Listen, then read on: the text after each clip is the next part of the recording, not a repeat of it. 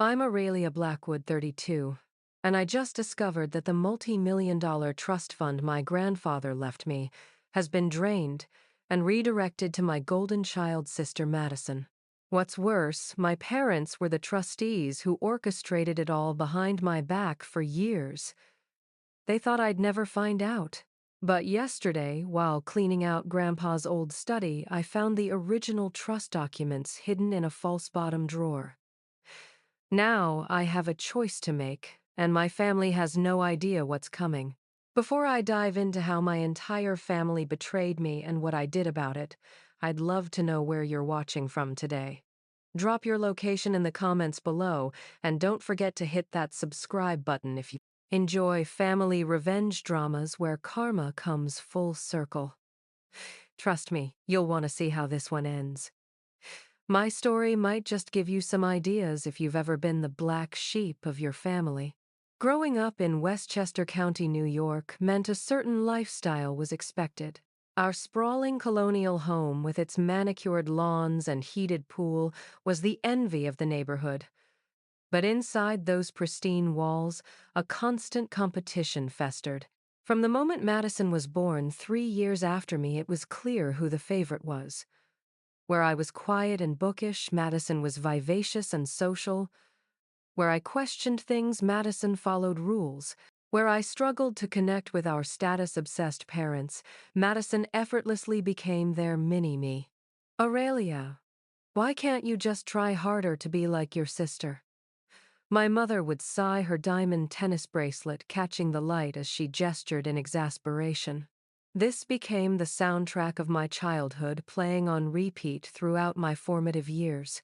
My father, Richard Blackwood, CEO of a Fortune 500 company, barely acknowledged my existence, unless it was to express disappointment. Madison's gonna be homecoming queen, just like your mother was. He'd beam while I sat silently with my 4 gigapascals that never seemed good enough. She's a natural leader.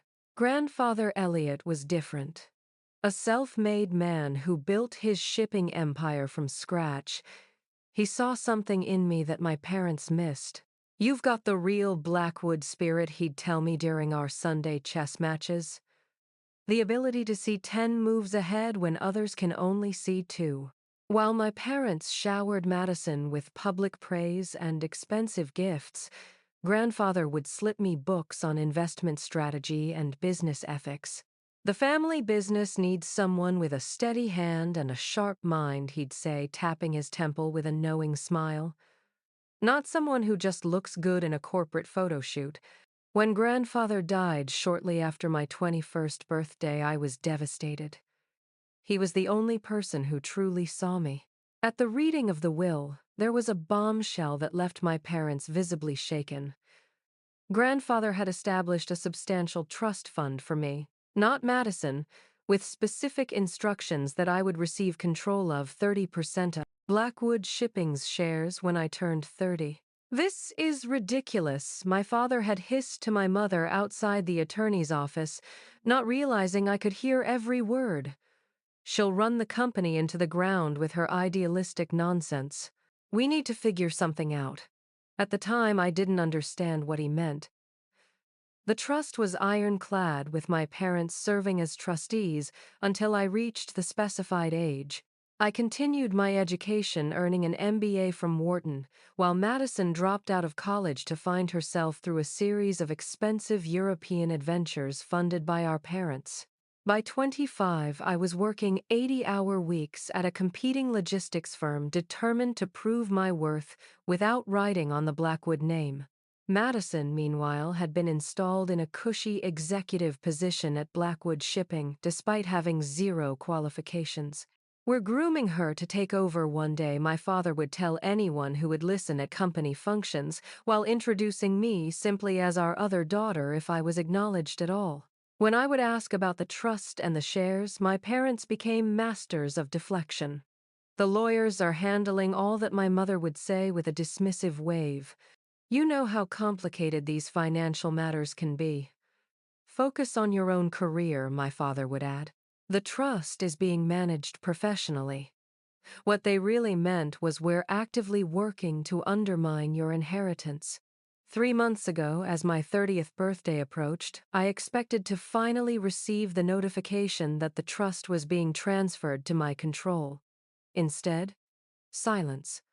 My calls to the family attorney went unreturned. My parents suddenly became too busy to discuss mundane financial matters. "We'll sort it all out after Madison's wedding," my mother promised, referring to my sister's upcoming nuptials to the son of another wealthy family, a merger of fortunes rather than a marriage of love. It wasn't until yesterday, while helping my mother clear out some of grandfather's remaining personal items from the family estate, that I discovered the truth. Hidden inside his antique desk was a false bottom drawer containing the original trust documents, along with a handwritten letter addressed to me.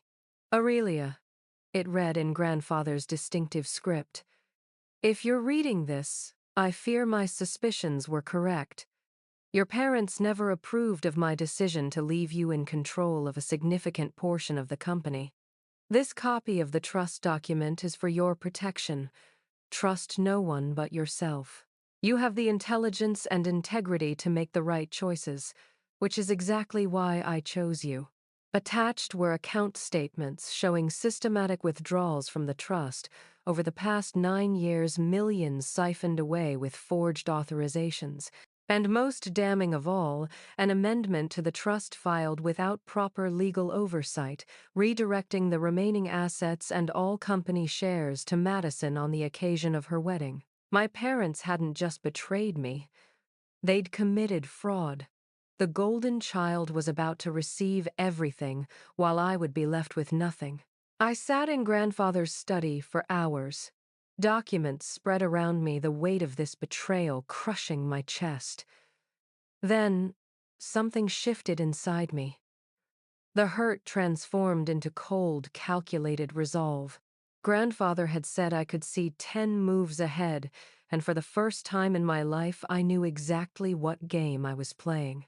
I carefully replaced everything except the original trust document and the letter which I secured in my bag. Then I did the one thing my family would never expect from steady, predictable Aurelia. I began to plot my revenge.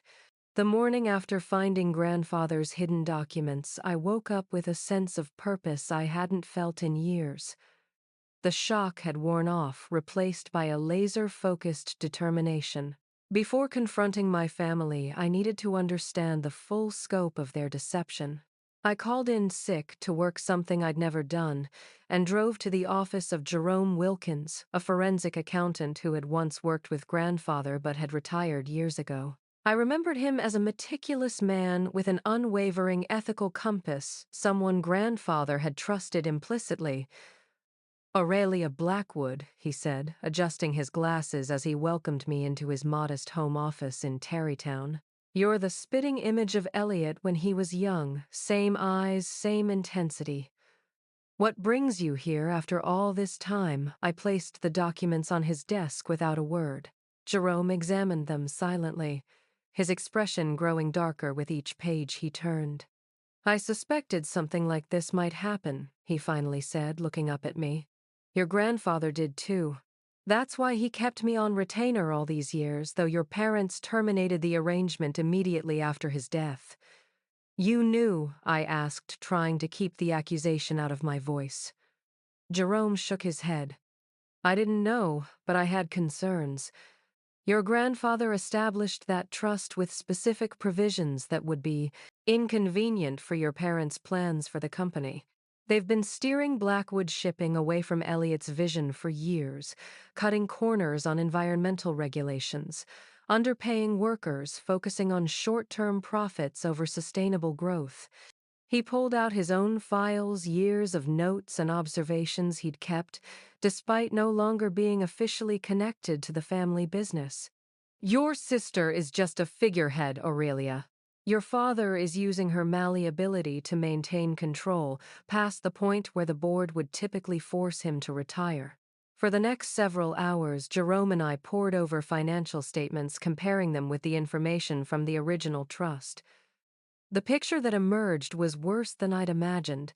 Not only had my parents systematically drained my trust fund, using the money to finance everything from Madison's extravagant lifestyle to high-risk investments that directly benefited my father's personal holdings, but they had been manipulating company stocks, hiding losses, and misleading shareholders for years.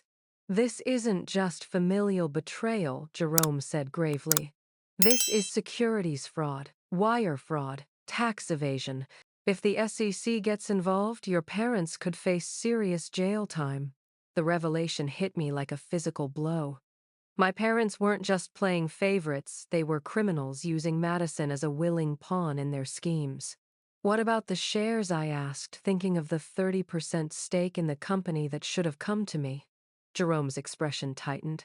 "On paper, they've been reallocated to a series of shell companies that all lead back to your sister, or more accurately, to your parents through your sister."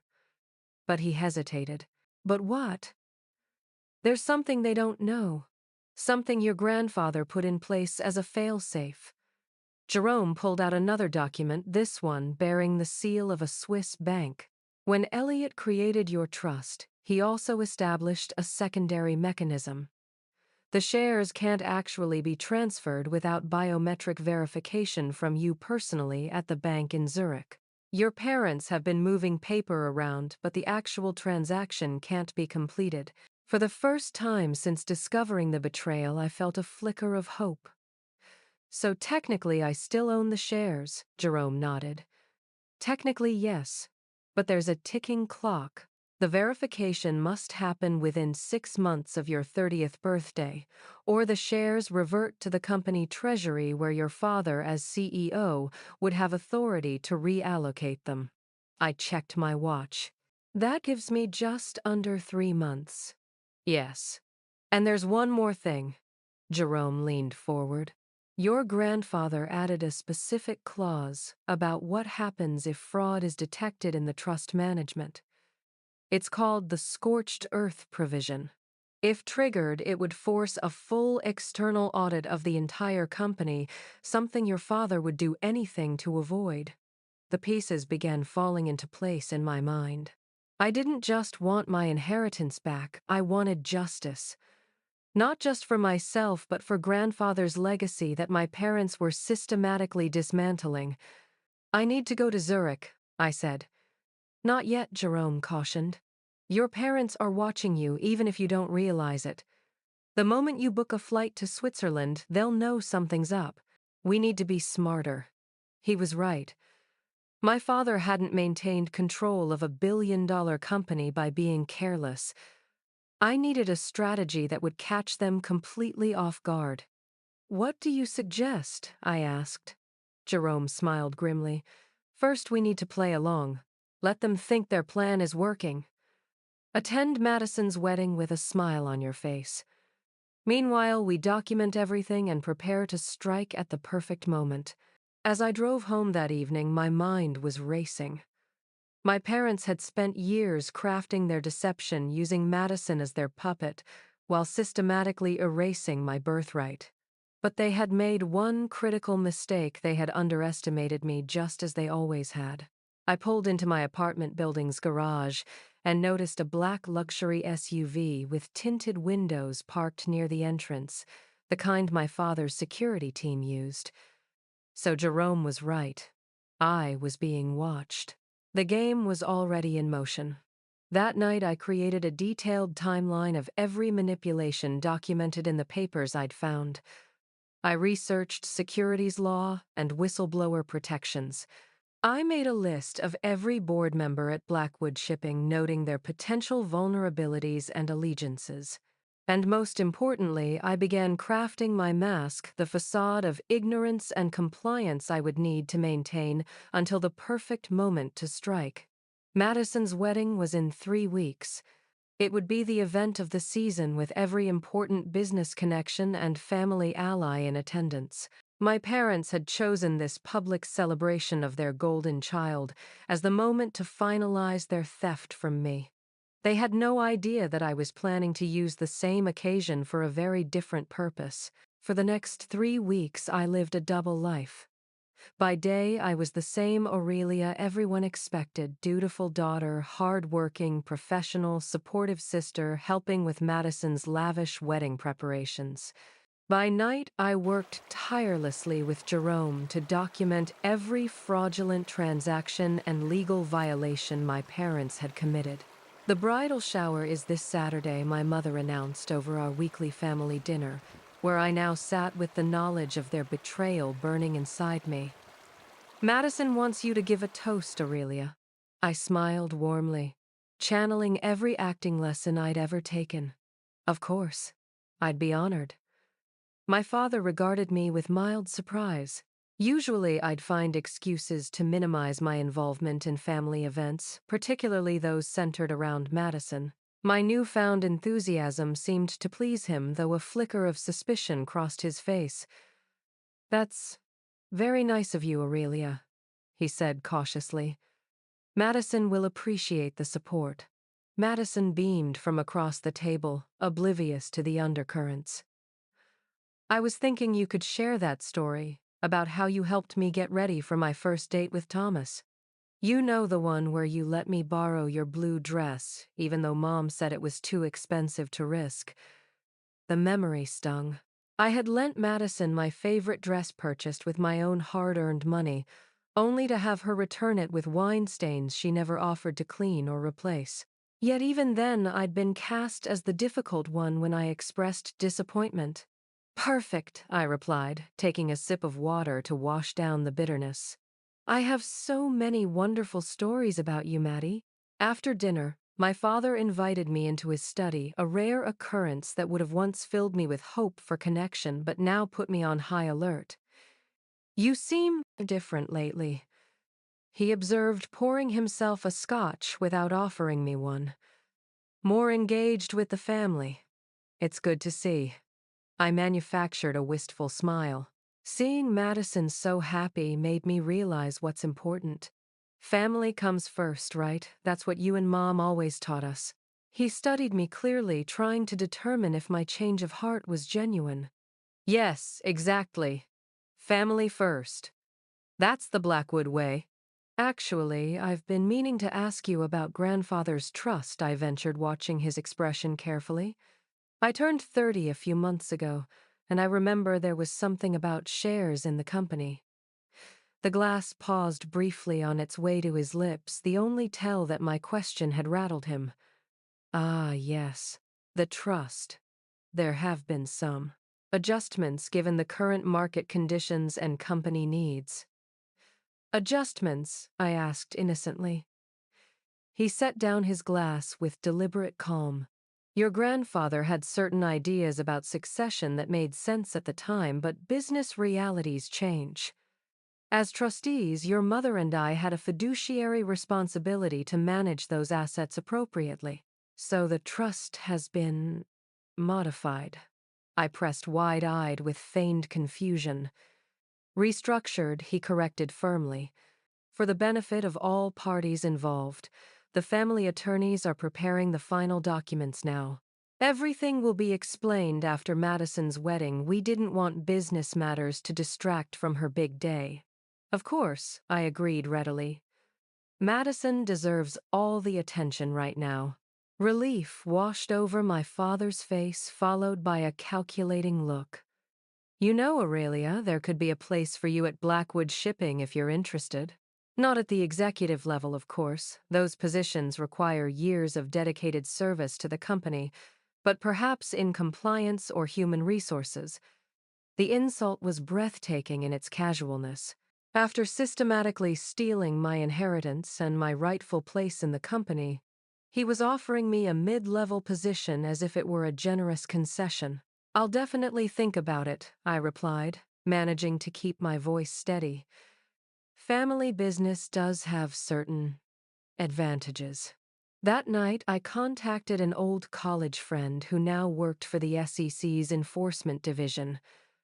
Without revealing specifics, I inquired about hypothetical scenarios matching my parents' actions.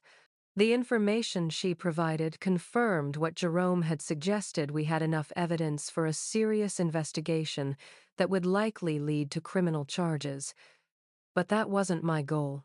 Prison time for my parents might satisfy a desire for justice, but it would also destroy the company my grandfather had built, along with the livelihoods of thousands of employees who had nothing to do with my family's dysfunction. No, I needed a more surgical approach, one that would reclaim what was rightfully mine while exposing my parents' deception to the people whose opinions they actually valued, their social circle and business associates. 2 days before the wedding, I flew to Zurich under the pretense of picking up Madison's specially commissioned wedding gift, a convenient excuse that explained both my brief absence and the substantial withdrawal from my savings account that would otherwise have raised flags with my parents' surveillance.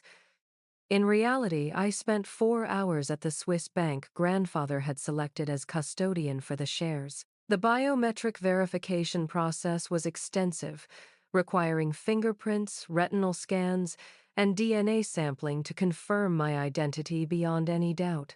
Miss Blackwood, everything appears to be in order, the private banking manager informed me after the verification was complete. As per your grandfather's instructions, control of the shares is now officially transferred to you. What would you like to do with them? I handed him the document Jerome and I had prepared. I'd like to execute these transactions immediately, with the specific timing instructions noted on page 3. The manager reviewed the document, his eyebrows rising slightly. This is quite sophisticated, and perfectly legal, though unexpected. Are you certain this is how you wish to proceed? Absolutely certain, I confirmed. My grandfather taught me to think 10 moves ahead. This is move number 4. Back in New York, I threw myself into final wedding preparations. I helped Madison with her vows, held her hand through a last-minute meltdown over floral arrangements, and even managed to convince a reluctant Michelin-starred chef to make a late adjustment to the reception menu to accommodate her sudden aversion to truffles. I don't know what I'd do without you, Madison told me tearfully the night before her wedding. You've been so amazing through all of this.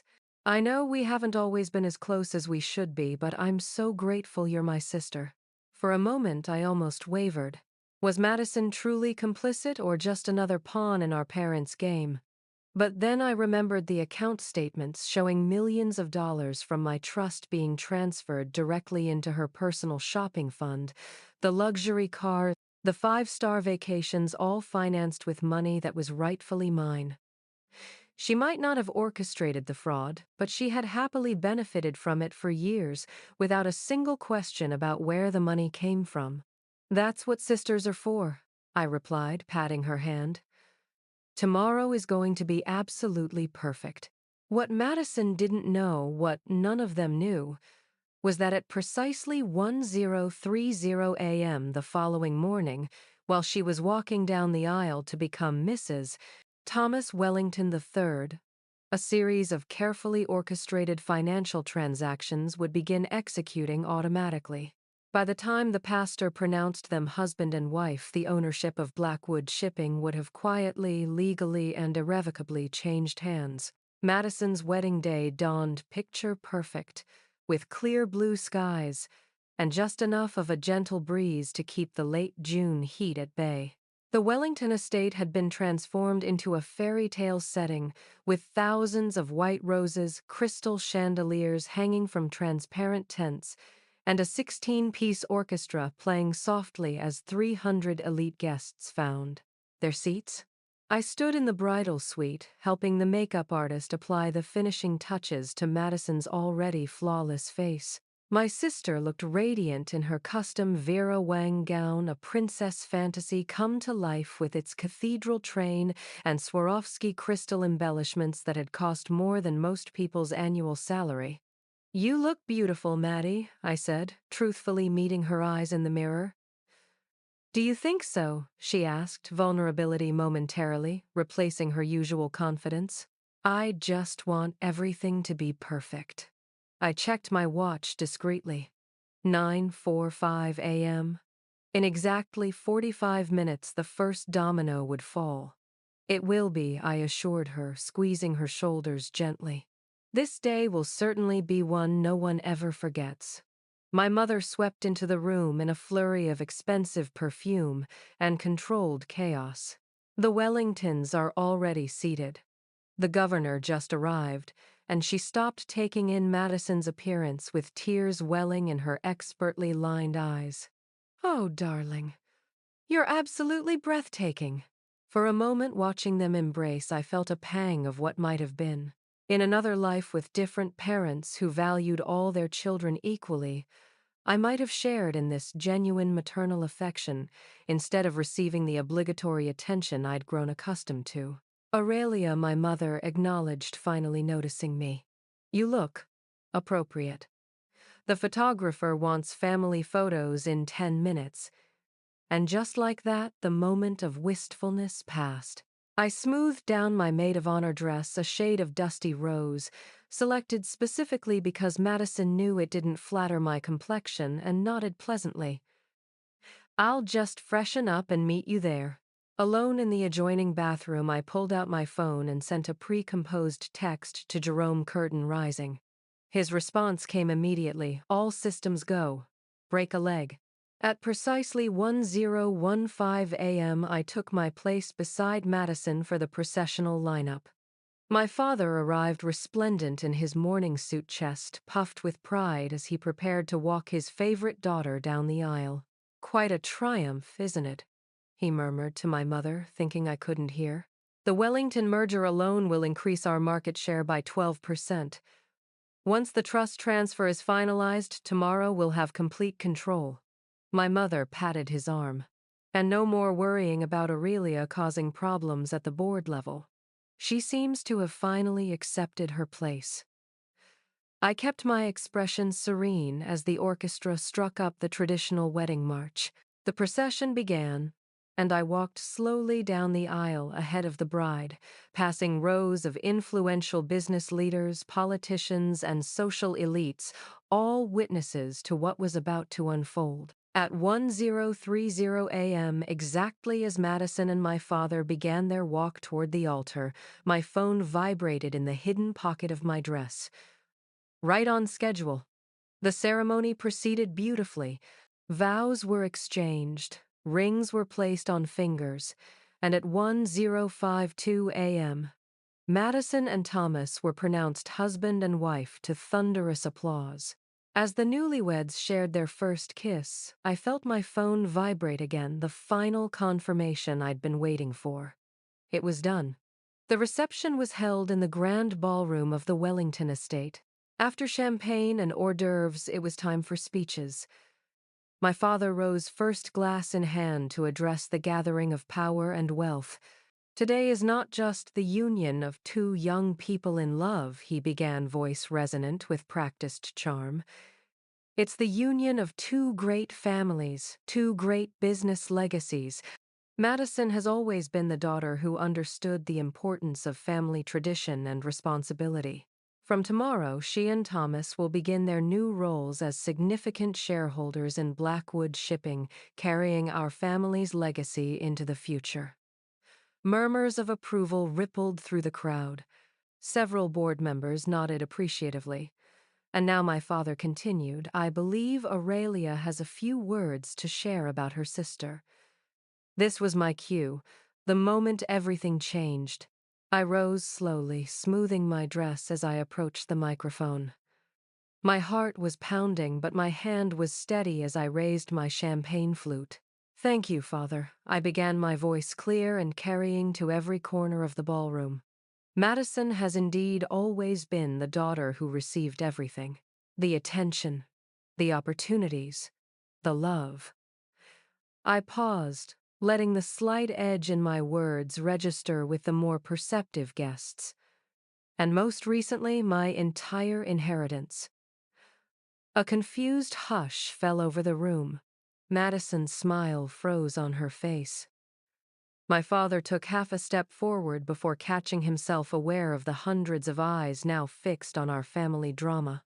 "For those of you who don't know, my grandfather left me a substantial trust fund and 30% of Blackwood Shipping's shares to be transferred when I turned 30. That was 3 months ago. I took a deliberate sip of champagne, savoring the moment. What my parents didn't tell me, what I discovered only recently, was that they had systematically drained that trust fund over the past 9 years and arranged for my shares to be transferred to Madison instead. Gasps and uncomfortable shifting filled the room. My mother's face had gone deathly pale, while my father's had turned an alarming shade of red. Fortunately, I continued calmly. My grandfather anticipated such a possibility. He established certain safeguards that my parents weren't aware of, safeguards that I activated this morning. I turned to face the head table where the key Blackwood Shipping board members were seated. You might want to check your phones, gentlemen. You should have all received some rather important notifications from the SEC and company legal counsel within the last hour. There was a sudden flurry of activity as phones were retrieved from pockets and clutches. The color drained from my father's face as he frantically reached for his own device. Effective as of 10:45 this morning, I have exercised my legal right to claim my inheritance. The 30% stake in Blackwood Shipping is now under my control. Furthermore, I've triggered my grandfather's scorched earth provision, which mandates a complete external audit of all company activities for the past decade. My father lunged toward me, all pretense of decorum abandoned. You have no idea what you've done, he hissed, grabbing my arm. You'll destroy everything I held my ground, meeting his gaze steadily. No, father. You did that when you decided to steal from your own daughter. When you committed securities fraud and tax evasion to benefit your favorite child. The ballroom had erupted into chaos. Board members huddled in urgent conversation, phones pressed to ears. Several prominent investors were already heading for the exits. Madison sat frozen in her wedding gown, tears streaking her perfect makeup, as Thomas whispered urgently in her ear, his family's lawyers already assembling around them. Ladies and gentlemen, I announced, reclaiming the microphone as security guards, summoned by whom I wasn't sure, began to approach. I apologize for the disruption to this beautiful celebration. I wish Madison and Thomas every happiness in their marriage. I only regret that it begins under the cloud of my parents' criminal activities. I turned to the bride and groom directly. Madison, you might want to consult with separate legal representation. The shares father promised you were never his to give, and the SEC tends to look unfavorably on attempts to disguise fraudulent transfers as wedding gifts. As the security guards reached me, I smiled at the assembled guests. Please enjoy the remainder of the reception. I hear the cake is spectacular, though I believe it was paid for with funds embezzled from my trust. You know, life has a fascinating way of revealing who people truly are when they think no one is watching. My family thought I'd never discover their betrayal, but karma has a way of revealing all secrets eventually. I'd love to know your thoughts on family loyalty. Have you ever discovered someone close to you wasn't who they seemed? Drop it in the comments below. And if you're enjoying this real-life family drama, don't forget to hit that like button and subscribe for more stories about justice served cold. The next part of this saga gets even more intense, and you won't want to miss what happened when my parents realized they couldn't stop what was coming. The remainder of Madison's wedding reception unfolded like a perfectly orchestrated disaster. Security hired by the Wellington family, it turned out, escorted me from the microphone but made no move to remove me from the premises. Instead, I was ushered to a side room where Thomas's father, William Wellington III, was waiting with his chief legal counsel. Miss Blackwood, he said, his aristocratic features tight with controlled fury. I would appreciate a full explanation of what exactly is happening with Blackwood Shipping before I determine whether to proceed with nullifying my son's marriage on grounds of fraudulent misrepresentation. I pulled out my phone and forwarded him the comprehensive dossier Jerome and I had prepared. Everything is documented here, Mr. Wellington. I assure you that neither Madison nor Thomas bear legal responsibility for my parents' actions, though Madison has certainly benefited from them. While Wellington and his lawyer reviewed the documents, the reception continued in a bizarre facsimile of celebration. Guests whispered behind napkins, board members huddled in corners making frantic calls, and my parents moved through the crowd in damage control mode, their fixed smiles belying the panic in their eyes. Madison found me an hour later, her wedding gown rumpled and her eyes red from crying. "How could you?" she demanded, voice breaking. This was supposed to be the happiest day of my life. For the first time since discovering the betrayal, I allowed some of my genuine hurt to show, and my inheritance was supposed to be mine. The 30% of the company grandfather wanted me to have was supposed to be mine. The millions of dollars you spent on luxury vacations and designer clothes over the past 9 years was supposed to be mine. She flinched, as if I'd slapped her. "I didn't know, didn't you?" I cut her off. "Where did you think all that money was coming from, Madison? Did you really believe that father's executive salary covered your 6-figure annual shopping budget, the apartment in Paris, the yacht? Or did you just not want to ask questions because the answers might have been inconvenient?" Her silence was answer enough. "The difference between us," I continued more gently, "is that I never wanted to hurt you. I just wanted what was rightfully mine. What our parents took from me and gave to you. You've ruined everything," she whispered, backing away from me. "The Wellingtons are talking about annulment. Thomas won't even look at me. Our parents might go to prison." "They made their choices," I said firmly. "And now they're facing the consequences."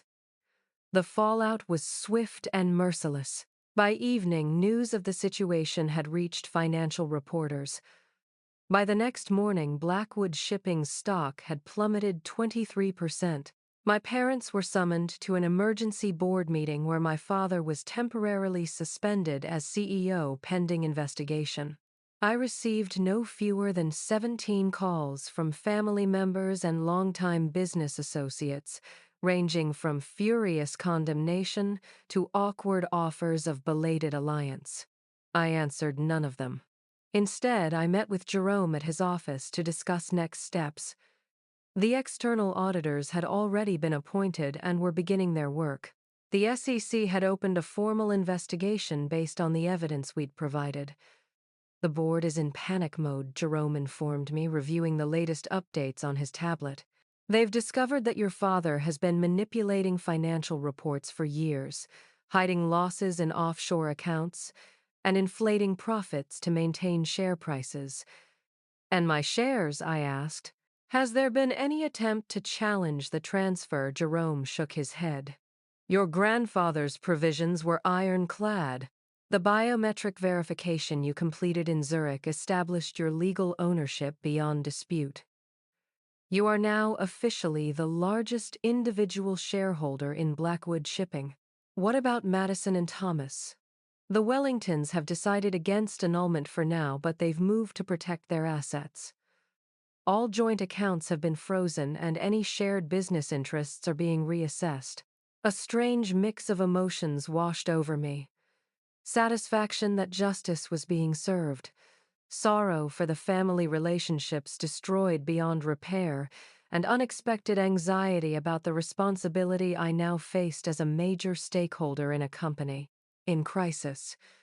3 days after the wedding, my parents finally cornered me at my apartment.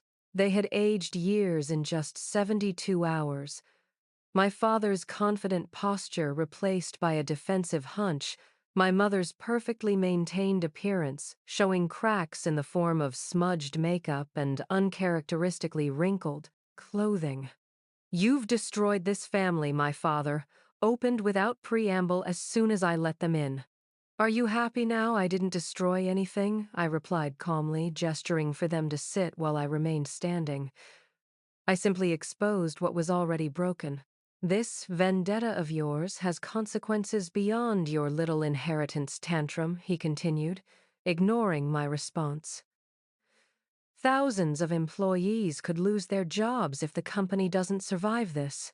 "The company will survive," I assured him. "Grandfather built it on a solid foundation. It's only the corrupt additions you've made that are crumbling. My mother, who had been uncharacteristically silent, finally spoke. Why couldn't you just accept the way things were? Madison was always better suited to the business world, more personable, more aligned with your father's vision. We were going to take care of you in other ways. The casual cruelty of her words struck me anew. After everything, she still couldn't see the fundamental injustice of what they had done. Better suited, I repeated incredulously. Madison has no business experience, no relevant education, and no interest in the actual operations of the company. The only thing she was better suited for was being your puppet. You always were difficult, my father muttered, even as a child, never accepting your place. And what place was that exactly? I asked, feeling an unexpected calm descend over me.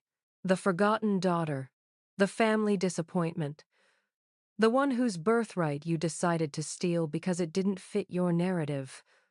My parents exchanged glances, a silent communication perfected over decades of marriage and shared secrets.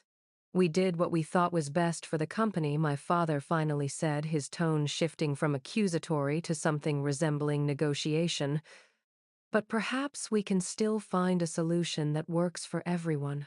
The damage to the company's reputation can still be mitigated if we present a united front. I nearly laughed at the transparency of his pivot.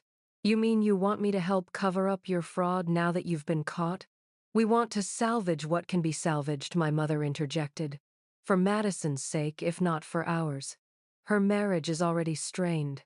The Wellingtons are threatening to cut ties completely. For a brief moment, I felt a flicker of sympathy for my sister. She had been raised to believe she was entitled to everything she received. Was it entirely her fault that she never questioned where it all came from?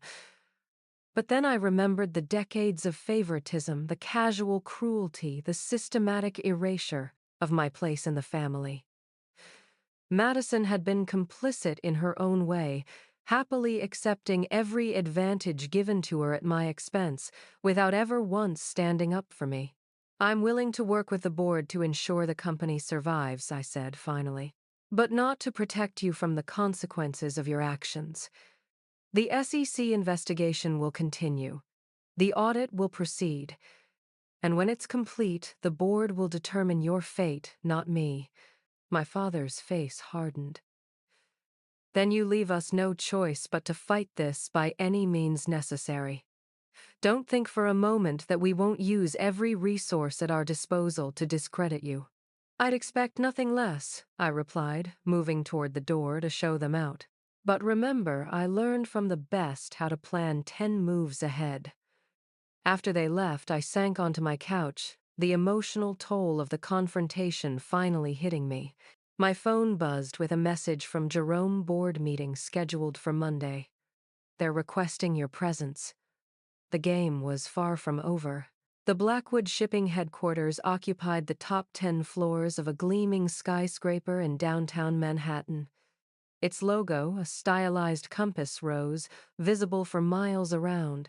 I'd visited the building countless times as a child, trailing behind my father on the rare occasions he'd deigned to show me the empire I would never inherit.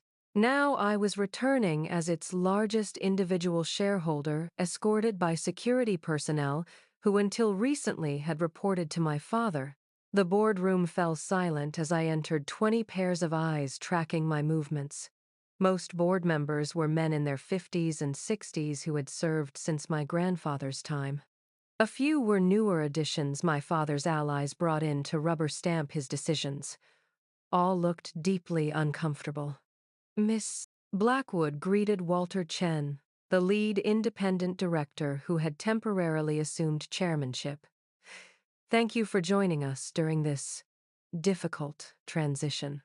I took the seat indicated, not my father's at the head of the table, but one midway down the side, a symbolic placement that acknowledged my significant ownership stake while stopping short of recognizing any executive authority. The board has reviewed the preliminary findings of the external auditors, Walter continued once I was settled. The situation is concerning. Concerning is putting it mildly, interjected Diane Roberts, one of the few women on the board and historically one of my father's most reliable supporters. We're looking at systematic financial misrepresentation dating back nearly a decade.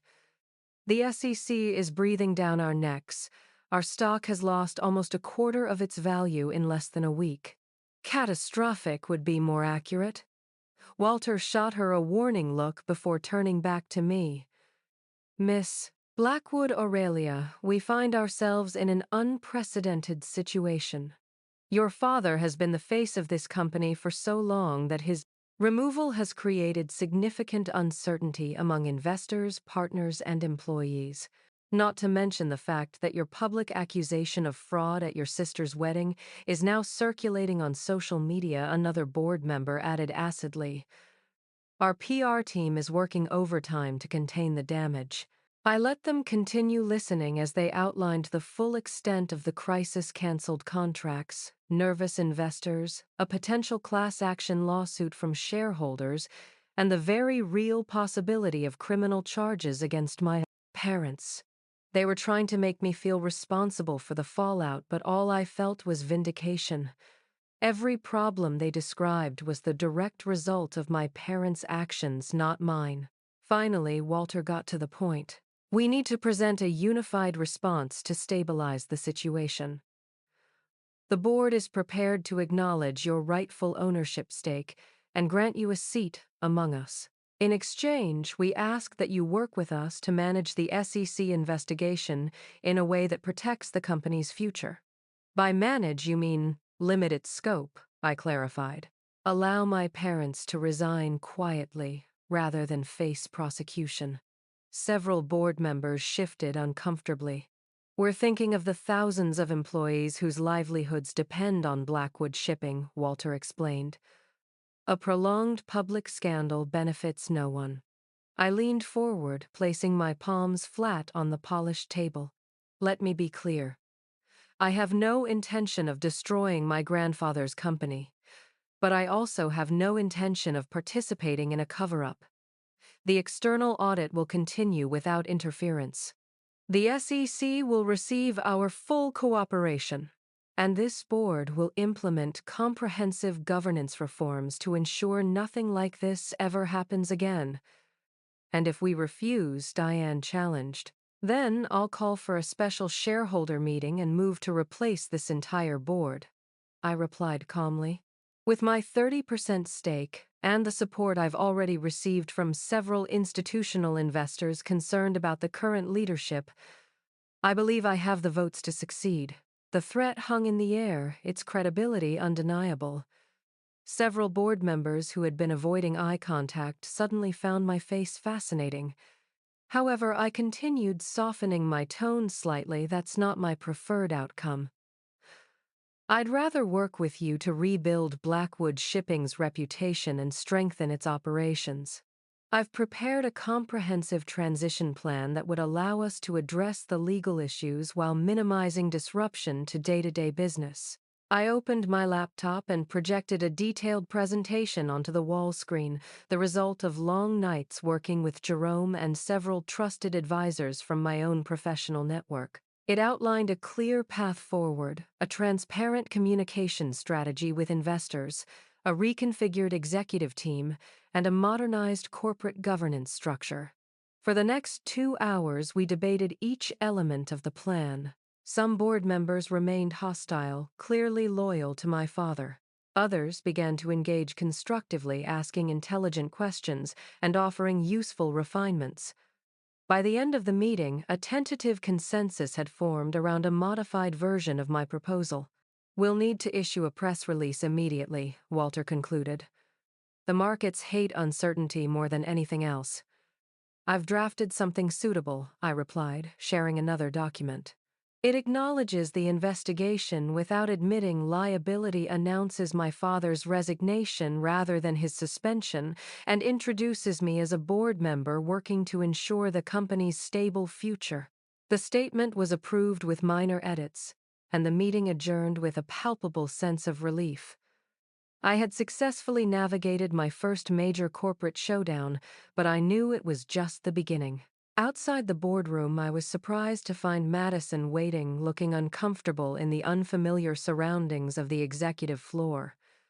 Her designer outfit and perfect makeup couldn't hide the strain of the past week. "The security desk called up to say you were here," I explained, noting her confusion. "What do you need, Madison?" She glanced around nervously. "Can we talk somewhere private?" I led her to a small conference room and closed the door, curious about what could have brought her to the corporate headquarters she'd always avoided despite her theoretical executive position. "Thomas's parents are insisting on a post-nuptial agreement," she blurted out as soon as we were alone. "They're freezing all the assets they gifted us until the legal situation is resolved. We can't even access the honeymoon fund." I waited, sensing there was more. "And," she continued hesitantly, "Dad called this morning. He said if the board sided with you, I should remind you about Geneva." The reference caught me off guard. Geneva was where my parents had taken us on vacation when I was 16 and Madison was 13. I had caught Madison shoplifting an expensive watch from a boutique and covered for her taking the blame myself. My parents had been furious, adding it to the long list of my supposed disappointments, while never knowing their golden child was the actual culprit. Is he seriously trying to use a teenage shoplifting incident as leverage? I asked incredulously. That's the best he could come up with. Madison had the grace to look embarrassed. "I think he's desperate. Mom's sedated most of the time now, and he's meeting with criminal defense attorneys." She paused, picking at her perfect manicure. "They might lose everything, Aurelia." "They should have thought of that before they stole millions from me," I replied unmoved. "Before they committed securities fraud and tax evasion." "I know," she whispered, surprising me. "I didn't. I should have asked questions about where all the money was coming from. I just thought." She trailed off. "You thought you deserved it. I finished for her." "You always got everything, so why would this be any different?" She nodded miserably. "The Wellingtons are saying I married Thomas under false pretenses, that I knew about the fraud and didn't disclose it. Did you know I asked directly?" Madison met my eyes for the first time. Not the details, but I knew something wasn't right. The trust fund they told me about, the shares they promised me for the wedding. It all seemed too convenient, too easy. Her unexpected honesty disarmed me slightly. "What do you want from me, Madison? I can't make this go away." "I don't know," she admitted. "Maybe just not to be the enemy. We're still sisters, aren't we? Despite everything." The question caught me off guard. Were we still sisters in any meaningful sense? After decades of rivalry engineered by our parents, after years of her willing participation in receiving what should have been mine? Biologically, yes, I answered carefully. Emotionally, I don't know, Madison. That's something we'd have to rebuild from scratch, and I'm not sure either of us knows how to do that. She nodded, accepting this hard truth with unexpected grace. "For what it's worth, I'm sorry. Not just because I got caught in the crossfire, but because I never stood up for you. Never questioned why they treated us so differently." It wasn't a complete apology, but it was more self-awareness than I'd ever seen from her. "Thank you for saying that," I acknowledged. "As for your financial situation, I can't and won't interfere with the legal process. But I can confirm to the Wellingtons that based on my investigation, you weren't an active participant in the fraud, just a beneficiary. That might help with their concerns." Relief flooded her face. "You'd do that for me, after everything. Not for you," I clarified. "For the truth. You've benefited enough from lies." As Madison left, I felt an unexpected lightness. Our relationship might never be what it could have been in a healthier family, but perhaps it didn't need to be a complete casualty of our parents' actions. The next few weeks were a whirlwind of activity.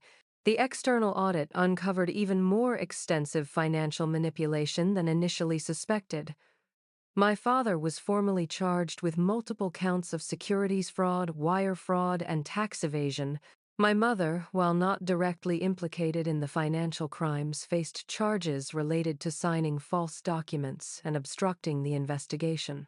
Through it all, I worked with the board to stabilize the company meeting with key clients and investors to reassure them that Blackwood Shipping's core business remained sound despite the former leadership's malfeasance. Slowly, painstakingly, we began to rebuild trust. 6 months after Madison's wedding, I sat in my grandfather's old office, now mine, as the newly appointed chairperson of the board, reviewing the quarterly results. The company had weathered the storm better than anyone expected. Stock prices were recovering, and a refreshed executive team was implementing the governance reforms I'd championed. My phone buzzed with a text from Madison: dinner next week, my treat from my actual salary at my new job. I smiled slightly. She'd finally found legitimate employment at a fashion magazine, entry level but a start. After a moment's hesitation, I replied, "Sure, but I pick the restaurant. Some wounds might never fully heal, but perhaps new relationships could still be built from the ruins of the old." My grandfather had taught me to see 10 moves ahead, but even he couldn't have predicted this outcome. A family fractured but not entirely destroyed, a company renewed, and a trust fund thief finally facing justice. As I looked out over the New York skyline from my grandfather's, now my corner office, I felt his presence. "You were right, Grandpa," I whispered to the empty room. I did have the real Blackwood spirit after all. 1 year after the wedding that changed everything, I stood at the back of a federal courtroom as the judge delivered the sentence. My father, once the imperious CEO who commanded rooms with his presence, seemed diminished in his Navy suit. His shoulders slumped as he heard the verdict. 7 years in federal prison for securities fraud, wire fraud, and tax evasion. Plus, financial penalties that effectively wiped out most of his personal fortune. My mother, who had accepted a plea deal for her lesser role, received 3 years of probation and community service. The elegant society matron would now be spending her weekends working at a women's shelter instead of attending charity galas. I felt no triumph as the gavel came down, no vindictive satisfaction, just a quiet sense of closure. This wasn't about revenge. It was about justice and accountability. The system had worked, however, imperfectly. Outside the courthouse, Madison was waiting. Our relationship had evolved into something neither of us could have predicted, not the false closeness our parents had tried to force during family photo opportunities, nor the bitter rivalry they'd cultivated behind closed doors. Something honest. Sometimes uncomfortable, sometimes surprisingly supportive, but always real. "How are you feeling?" she asked as we walked away from the media scrum gathering on the courthouse steps. "Relieved it's over," I answered truthfully. "Ready to focus entirely on the future instead of cleaning up the past." Under my leadership, Blackwood Shipping had not just recovered but transformed. We'd implemented industry-leading transparency practices, divested from environmentally questionable operations my father had championed, and improved working conditions throughout our global supply chain. Our stock was trading at an all-time high, and business publications that had once predicted our downfall were now featuring us as a case study in corporate redemption. Madison nodded, linking her arm through mine in a gesture that would have seemed impossible a year earlier. "Thomas and I are finalizing the divorce next month," she said, referring to her short-lived marriage that had collapsed under the strain of the scandal. "But it's amicable now. His parents even offered me a job at their foundation." "Are you going to take it?" She shook her head. "I actually like what I'm doing at the magazine. Starting at the bottom, earning my way up. It feels good. Real." We reached my car, where Jerome was waiting to discuss final preparations for tomorrow's annual shareholder meeting. My first as the officially elected chairperson rather than the emergency appointment. Dinner on Sunday, Madison asked as we prepared to part ways. I'm trying out that new recipe you sent. Wouldn't miss it, I promised. As Jerome and I drove back to headquarters, he glanced at me curiously. You know, when we started this process, I half expected you to burn everything down in pursuit of justice. Your grandfather would be proud of how you've balanced accountability with preservation. That's the thing about family businesses, I reflected. The goal isn't to destroy what previous generations built, but to carry forward what was valuable while correcting what was broken. Speaking of which, Jerome said, handing me a folder, the trustees of your reconstructed trust fund have finalized the documentation. Your grandfather's original vision has been restored with significant additions from the settlement. I opened the folder and smiled at what I saw. After all the legal proceedings and financial restitution, my inheritance had been not just restored, but multiplied. The fortune my parents had tried to steal from me was now secure, and more importantly, the company my grandfather had built was thriving under ethical leadership. There's one more thing, I told Jerome as we pulled into the Blackwood shipping parking garage. I've established a foundation focused on corporate ethics and governance. I'd like you to consider heading it up. Jerome raised an eyebrow. Planning 10 moves ahead again, are you? Always, I confirmed with a smile.